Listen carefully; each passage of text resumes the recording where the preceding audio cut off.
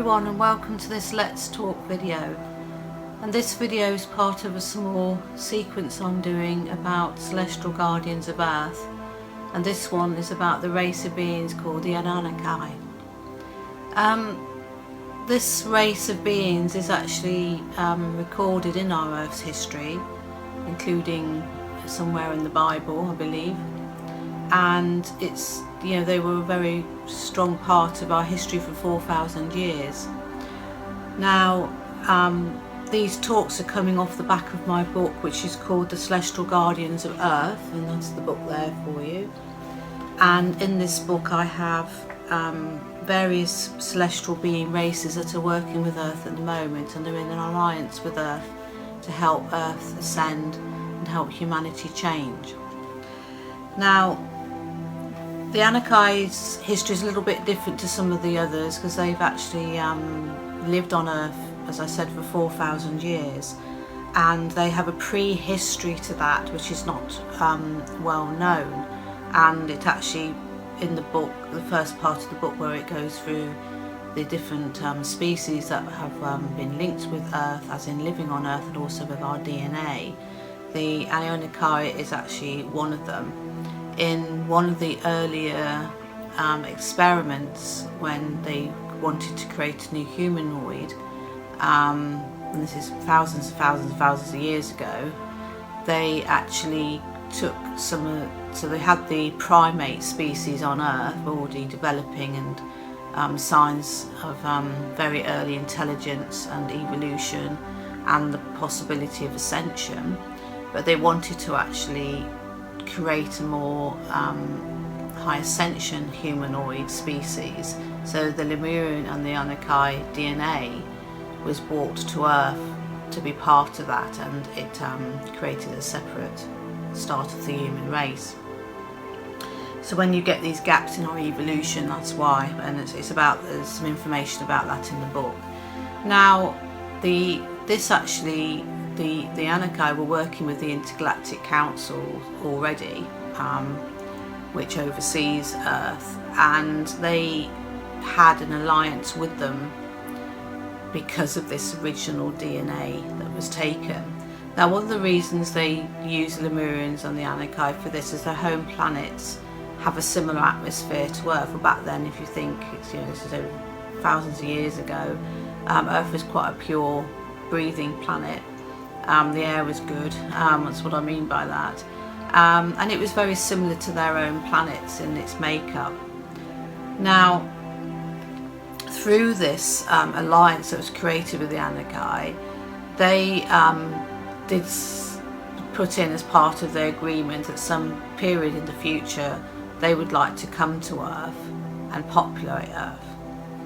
And one of the reasons they wanted to do this is their own planet is made up of, a bit like ours, there's various minerals, and the planet, through their own fault, there's some of the minerals like gold, ores, similar ores like that, they'd used for their creation of, I suppose you could, in our understanding, would be like metals, fuels, and technology, and they were depleting their planet ores, and this was affecting their planet's makeup in the way it was evolving and it was changing.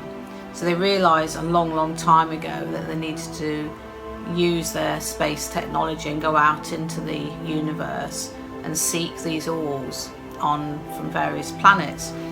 Now, because they were under the Intergalactic Council, the Intergalactic Council gave them permission to come to Earth eventually and live on Earth, a small group of them, and mine and build cities and build a community here. Now, they were limited to how much they could take, the ores, because obviously they didn't want to deplete Earth, because whenever you extract something from Earth, like the oils, the coal, you affect her makeup, basically, of how she's structured, and it does affect the evolution of the natural source of the planet. So that was in consideration. Now, so that's basically a very quick breakdown for you for how they got to come on Earth. Now, the lucky thing with these species is there actually is art and architectural proof of this unusual big set being in humanoid form, and it answers this book answers a lot of the questions that haven't been able to been deciphered. So I don't remember everything that's channeled, because it's almost like when I read my books, it's like I haven't written them, because I put the words down, but it comes from my guides, and so I will be reading bits out of the book because I don't remember everything. And this is just highlights of what's in this book, so you can actually get the book and read it and learn more about them. So I've explained about the DNA. So it's about 450,000 BC that they came to Earth. Now, the Pleiadian guide that wrote this book, Kyaserial, actually they don't call them the Anunnaki, they call them the Trianigans. Now, they come from a star system of 3 stars, and that's the name of their planet. And as you can probably see, the triangle, the Trianigans, it's actually linked with like a triangle shape, a pyramid shape. So that's what they've named them. They've never named them what we call them. And that name came from a misinterpretation of what they're trying to decipher. It's actually but they would call them the Anunnaki for our understanding, because that's what's actually recorded in our history, our own like written words on Google. That's what they're meaning by that. They come from a very dramatic landscaped home planet, and they actually have quite a clean technology, water power, star power. And they also are very materialistic. They love opulence. They love materialistic, very big structures, show their wealth. And there are the workers, and there are the more powerful ones among them. And they do have hierarchy, and they do have rulers. But they live in respect of each other, and they live in respect of their planet. The female of their population is the weaker out of the 2 sexes, and used to be very subservient to the males. But I do remember them saying in here that as they linked to the Intergalactic Council and they started to meet other species and started to realise, and other species questioned their way of existence, which they didn't like because they didn't like to be criticised, that they started to realise that their female members of society could be more involved, and I know up to modern day that some of them are holding more powerful positions. So that's something which has taken thousands of years, because when a culture has to change, like ours for instance, we've got thousands of years of decoding. This is the way it should be, this is the way we see it, and sometimes people never question anything because they accept it. But then sometimes women stand up for their rights, like they did on Earth, over 100 years ago now, so they could get a vote and things like that. So it's that type of behaviour and meaning is behind that. That's why you should need to know about it. I'll just highlight things in here for you. Yes, they have 2 moons round their planet. And they have their science and space travel and a space station on one of the planets. So they do have like observatories and science bases on the planet, but they're actually taking a lot of it off world. They have amazing technology, and one of the things they wrote about in this book I've just remembered as well, it's been highlighted to me. I've got my guide here, Kyaserial, to highlight things to me. They have amazing technology for manipulating matter and stuff, and one of the things they did, they had what was a rogue planet come into their solar system. Now, this was not a big rogue planet, it was very small, but it was bigger than an asteroid, and it was classed as a planet. Now, it took up a cycle round their suns, there's 3 stars, and one star's stronger and other two are fainter. That's what I'm shown.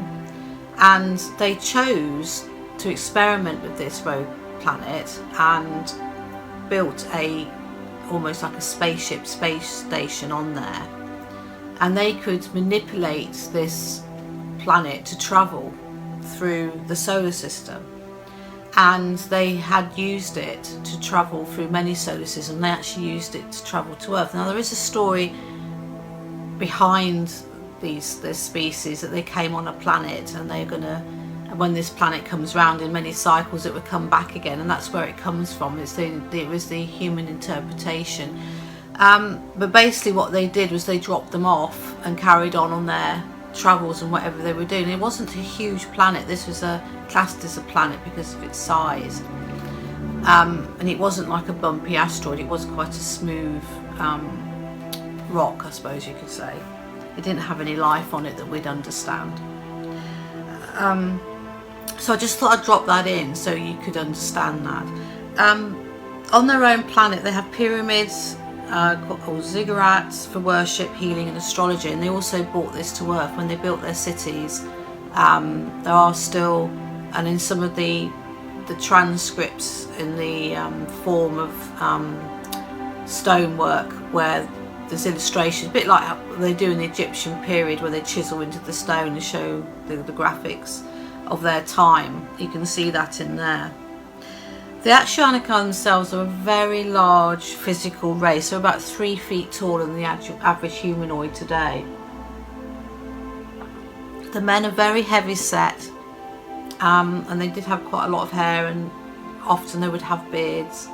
The women were still a tall part of the race, but they weren't so heavy set.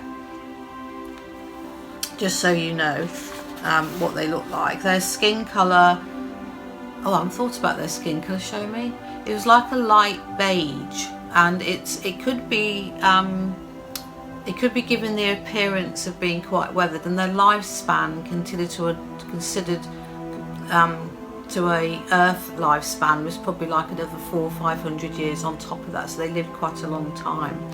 Now, the reason some species live quite a long time is because of their attitude and their mindset and their DNA, and they don't have the disease that we have created in our modern humanity. So they came to Earth and they built their cities and they started mining. The humans on Earth at the time, remembering that some of them were from many experiments, and if you read this book you can find out all about that, the Atlantis and all of that, was what was left, and they had gone back to more of a nomad type primitive way of being. So when these very highly ascended celestial beings appeared to live on Earth, they were a little bit fearful of them and very subservient to them. And the history has been interpreted that they were enslaved. They actually weren't enslaved. They bought them, they built the cities and invited the people in, and yes, many of them did choose to serve them and work with them, and they earned income from it, and they mined. Over the 4,000 years, the two species learnt to respect each other, and from what they taught the humans of their knowledge, the humans involved in that experiment with them, the Anunnaki, became more intelligent and wanted to learn. And not all of them did, but a lot of them did, and they began to become a little bit closer together in their ascension and their understanding of each other. And it did come to a point where the Anunnaki took on human wives and had children. Now that was quite interesting, because when they started to breed with humans, they discovered that some of the women would miscarry or have stillborn fetus.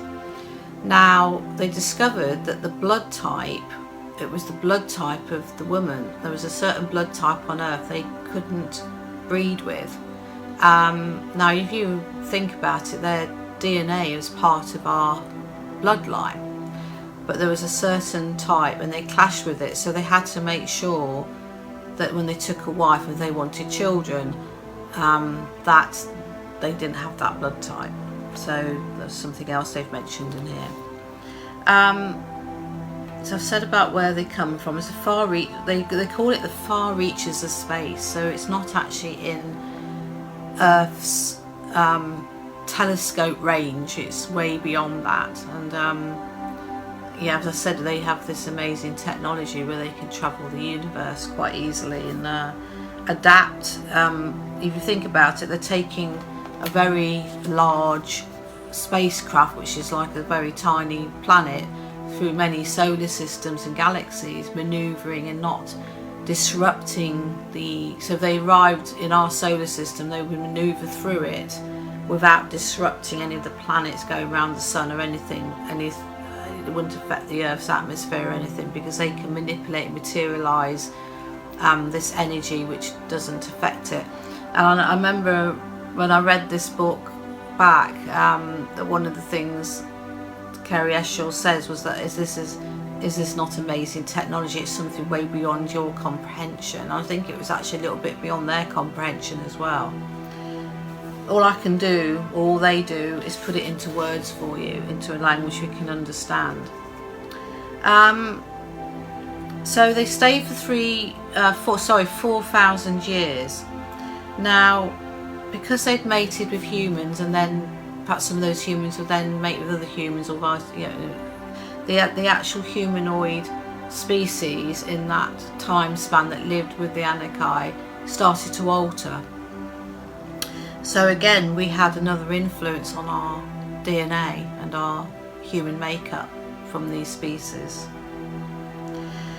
Eventually, this was monitored all the time by the Intergalactic Council, and it got to a point where they really couldn't take any more ores from Earth, and they weren't really serving the purpose of Earth's evolution anymore. And the Anunnaki race actually decided they would like to go back to their own planet, and they were asked to go back as well. So it was like an agreement, and they did eventually leave, and they took with them some of the humans that were part of their family, or half humans, half Anunnaki, wherever it worked out, and some ascendants did stay. When they left, it was decided to destroy the cities so the technology would not influence the remaining humans. It was almost like they wanted to reset, and there's not much left now of the proof if they were there. It's like every time they've tried to destroy cities, like in the Atlantis time, there's always that little bit left. It's always like that tiny bit left to give that curiosity. One of the things they did do in that time was record on stone tablets. There's over 4,000 of them being found, and it's been hard to decipher this and the truth behind the Anunnaki. This is why they wanted to write about it and do a video. So they returned home. They stayed part of the Alliance. Now, they're not contributing much at the moment like the other races seem to be, but their history and their DNA needs to be known within the human race for us to understand our history, where we come from. Going forward with them, the Intergalactic Council have keeping the Anunnaki Alliance going with Earth, because if in the future they need them to come back and to help them with some work in some way, they will ask them. And there's actually quite a lot of species that aren't mentioned in here that actually do a similar thing. They've had involvement with Earth in certain ways, and they stay within the Earth's alliance, say, well, okay, we're here if you need us. And then after the Second World War, a lot of them came right forward and were asked to come forward to really help in there, like the Lemurians, the Arcturians, the Andromedans, the Pleiadians. There are others. So see, some are known as the Syrians, some of them as Lemurs. It's almost like I was talking to someone yesterday, and she's a channeler as well, and we get channeled this information, but sometimes we're told slightly different words or different phrases. Now, my understanding of this is like Kyaserial comes to me and channels the knowledge that they want to give us, and it's her perception, her understanding of it. So if you get another being coming and who's studied all this, it might be their race's interpretation and understanding, and quite often they don't call the races they're talking about what we understand them as, which I find quite interesting. So yeah, so the Anunnaki are still out there travelling the universe, doing what they do. They will not be allowed back on Earth in physical form until the future, when we can live among these beings in peace, in love and understanding, which is a little way off, and we're hoping on the new Earth timeline this would be around the year 200 around roughly 200 years from now, they're saying, if everything goes to plan and humanity can wake up. So it's a very brief description for you of them. There's more in here for you to read, and about the experiments with the DNA and everything earlier on in Earth's history. So yeah, so I hope you enjoyed that.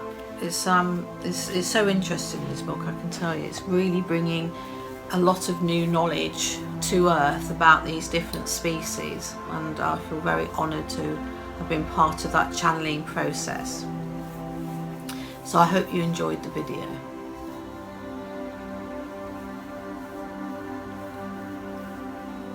So I'd just like to say now, if you'd like to subscribe to my YouTube channel, that would be wonderful. We have over 30 videos on there. My guides call it the Circle of Knowledge, the spiritual videos. So what signs spirit leave us, etc. And obviously about celestial guardians. There's so much knowledge on there, and wisdom. It's an amazing free source for you to tune into. I am actually the owner of Bengal Rose Healing, www.bengalrose.co.uk, and I am the founder of One Spiritual Movement, which the Let's Talk is on the One Spiritual Movement YouTube channel. I have a Facebook pages on both of those, and the website for One Spiritual Movement is www.onespiritualmovement.com. It's a global community. We offer free community listings on there. We have a blog. You can register for our emails of all the latest news, and yeah, it's pretty awesome, really. It's the Facebook group is growing, and there's so much. It's just bringing the spiritual community. You know, spiritualism isn't a religion. Spiritualism is a way of being and a way of understanding our world in a different way.